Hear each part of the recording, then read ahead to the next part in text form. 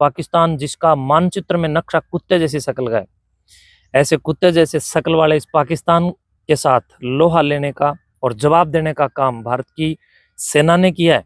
वो एक मजबूत सरकार की ललकार है। युद्ध स्तर पर भारत तैयारी कर रहा है, सबका ध्यान उधर हो गया, लेकिन रात को ही सर्जिकल स्ट्राइक जैसे शानदार परिणाम भारत सरकार ने और भारत की सेना ने कहीं न कहीं खड़े करने का काम किया और आयाम स्थापित करने का काम किया। यह इस बात का सबूत है कि ताबूत के अंदर कील ठोकने का काम भारत करेगा। ऐसे पाकिस्तान नहीं, जितने भी वहाँ के आतंकवादी या वहाँ की सरकार या वहाँ के नेता, सब मक्कार चोर गधे बेच हैं। ये लोग गधे बेचते हैं और इन लोगों को कोई भी उकसा दे तो ये उकस जाते हैं। अपने भारतीय सेना ने पराक्रम दिखाया है, बदला लिया है पाकिस्तान की सीमा में, उसको क्या कहना चाहोगे? आप सभी यूट्यूब चैनल्स जो आज मुझे कवर कर रहे हैं और मैं आप सबके मोबाइल स्क्रीन पर अभी उपस्थित हूं और सभी आपके दर्शक मुझे जो देख पा रहे हैं, सुन पा रहे हैं, जान पा रहे हैं, समझ पा रहे हैं, आप सबको सर्वप्रथम इस महापराक्रमी भारत के नागरिक होने और मैं खुद भी भारत का नागरिक हूं, इस बात की खुशियां साझा कर रहा हूं कि हम एक योद्धा भारत की संतान हैं, हम एक महान पराक्रमी राष्ट्र के पुत्र हैं। प्रिय बंधुओं, 1,96,8,53,126 वर्ष पुरातन सनातन संस्कृति में पूरी वैदिक विश्व की पूरी धरा पर केवल मात्र भारत ही एक ऐसा देश है जिस देश ने हमेशा दूसरों का भला चाहा है। कभी भी किसी दूसरे देश पर लुटेरा बन करके या कब्जाधारी बन करके कब्जा करने का कभी कोई विचार और प्लान नहीं किया। मैं समझता हूं विदेशी आक्रांताओं ने जिस प्रकार भारत के ऊपर हमेशा ही गंदी नजर रखी, भारत ने कभी किसी देश पर इस प्रकार की कुंठित मानसिकता और दुष्ट गिद्ध दृष्टि नहीं रखी। आज मैं समझता हूं कि ये मोदी सरकार है, बोधी सरकार नहीं है। ये राष्ट्रीयता की अनन्य साधना के लिए फौजियों को, भारत माता के साधकों को नवीन सर्जन और पुनर्जागरण के लिए, पुनरुत्थान के लिए और पुनर्विचार के लिए और पुनर्जवाब के लिए कहीं न कहीं सशक्त बनाने का काम भी कर रही है।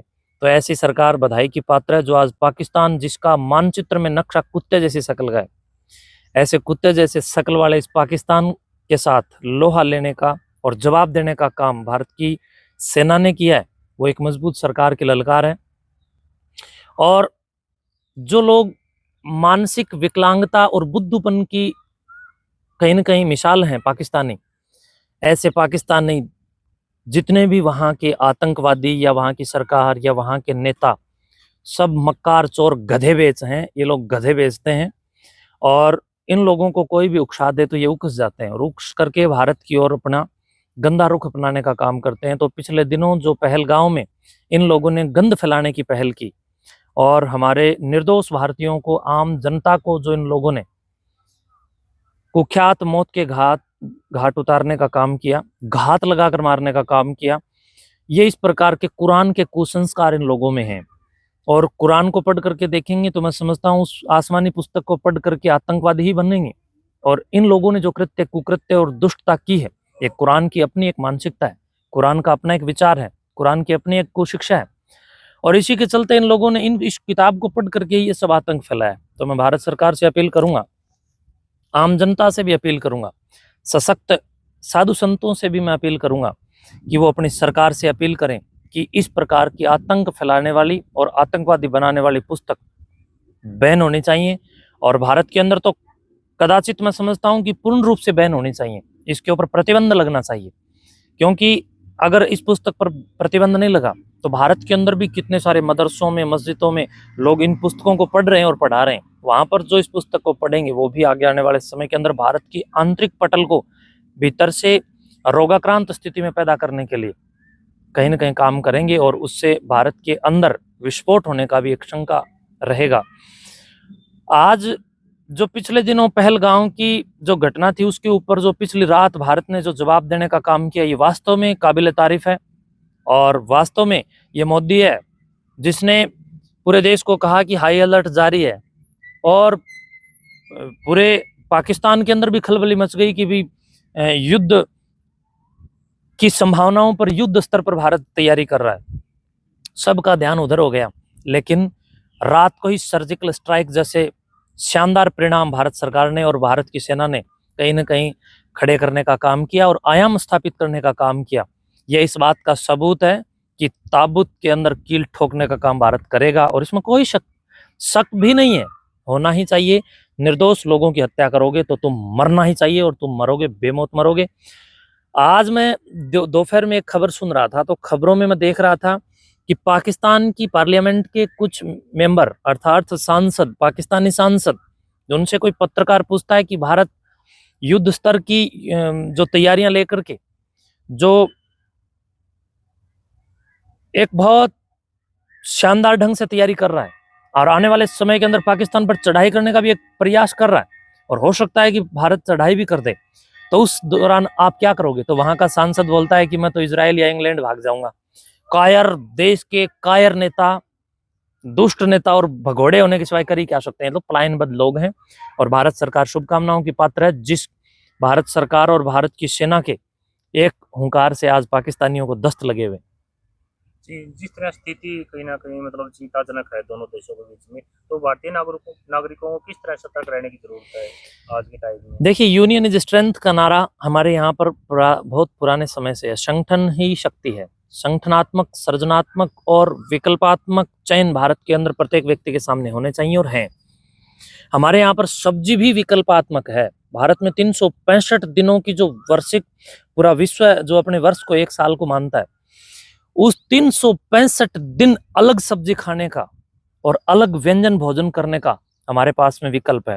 हम लोग 365 दिन अलग भोजन कर सकते हैं, हमारे पास विकल्प है। तो हमारे पास जब कई प्रकार से विदेशियों के द्वारा, विदेशी आक्रांताओं के द्वारा, दुष्ट देशों के द्वारा जब गिद्ध दृष्टि डाली जाए, उस समय भी हमारे पास में कहीं न कहीं बहुत सारे विकल्प हैं। तो पहला विकल्प हमारे पास ये है कि हम सब सनातन भारत के अवलंबनधारी लोग संगठन में रहें, एकता में रहें और एक दूसरे की मदद करते रहें। जब आवश्यकता पड़े तो भारत की सेना का, भारत की सरकार का और अपने शासन और प्रशासन का हमें साथ देने के लिए प्रतिबद्ध होना होगा। एकजुटता के साथ अगर हम खड़े होंगे तो भारत तो अपने पैरों पर विश्व को सुंदर लगेगा ही लगेगा, लेकिन कांपने वालों में पाकिस्तान जहां होगा वहां दूसरे नंबर पर चीन भी होगा और भी कोई दुष्ट देश अगर भारत की ओर गंदी नजर रखता है तो वो भी कांपने का कहीं न कहीं एक जंजाल महसूस करेगा। महाराज जी, अगर दोनों देशों के बीच में युद्ध होता है तो कोच मठ संस्थान की ओर से क्या सहयोग रहेगा, मतलब आपकी ओर से? मैं तो आप सबसे अपील कर सकता हूं कि कोथमठ संस्थान के जितने भी श्रद्धालु, सेवक, शुभचिंतक या प्रिय दर्शन के शुभ चिंतक पूरे देश में हैं, उन सबसे पहले तो मैं ये अपील करूंगा कि एक दूसरे को बचाने के लिए हालात पैदा करें। एक दूसरे आम लोगों, आम जनता की सुरक्षा के लिए हमें अपना जितना हमारे पास में हमारी योग्यता और यथासंभव जो भी भोजन आदि की सामग्री की जो बात करूं तो वो हमें एक दूसरे को उपलब्ध करवानी चाहिए। और जितनी भी सेना अगर किसी भी प्रकार से हमारे इधर होती है तो हम सेना के लिए भी और पुलिस के लिए भी और प्रशासन के लिए भी जो भी सामग्री हमसे बन पाएगी हम देंगे और मेरे सारे के सारे शुभचिंतक भी देंगे और एक दूसरे से अपील भी करेंगे और एक दूसरे के लिए सहयोग भी करेंगे। और तनोट माता मंदिर राजस्थान के अंदर जिस प्रकार से पाकिस्तान ने जब पिछली बार युद्ध किए थे तो लोंगेवाला युद्ध के दौरान तनोट माता मंदिर के अंदर जो बम, बारूद, गोले जो फेंके गए वो सुरक्षित रहे और बाहर जो जितने भी गिरे वो फटे। मैं समझता हूँ दादा कलापीर मठ भी उस इतिहास को दोहराने का काम करेगा और अपने योद्धाओं के साथ जीवन के परिमार्जन के लिए और जीवन की सुरक्षा के लिए तत्पर रहेगा। क्या संदेश देना चाहोगे लास्ट में? विश्व मानवता को यज्ञों और हवन के माध्यम से हम लोग वातावरण को शुद्ध करें, इसके लिए मेरा एक संदेश कि हम सब मिलकर के विश्व शांति के लिए यज्ञ करें और कोथ में भी शांति के लिए यज्ञ करें। और मैं समझता हूँ कि हर जगह शांति हो और मैं समझता हूँ कहीं मजबूरी हो तो क्रांति हो, तो शांति के लिए भी हम तैयार रहें और क्रांति के लिए भी हम तैयार रहें। हम जब अब सबसे पहले देश की मदद के लिए तैयार हों और आज जो विपत्ति आ पड़ी है वो कहीं ना कहीं देश पर आ पड़ी है, तो इसलिए हमें सबसे पहले देश के साथ खड़ा होना है। और आज 7 मई 2025 को जो भारत सरकार के द्वारा और सेना के द्वारा जो हाई अलर्ट जारी करते हुए शाम को 7 बजे से 7:30 बजे तक के बीच में जो ब्लैकआउट यानी बाहर का दृश्य काला हो, यानी बाहर की बत्तियां हमें बंद करने के जो निर्देश दिए गए हैं वो अपने मैं कहीं ना कहीं मैं समझता हूँ कि फॉलो करने चाहिए। और इसके साथ साथ जो 6:58 से लेकर के 7 बजे तक जो 2 मिनट तक के लिए जो सायरन बजेंगे, जो युद्धाभ्यास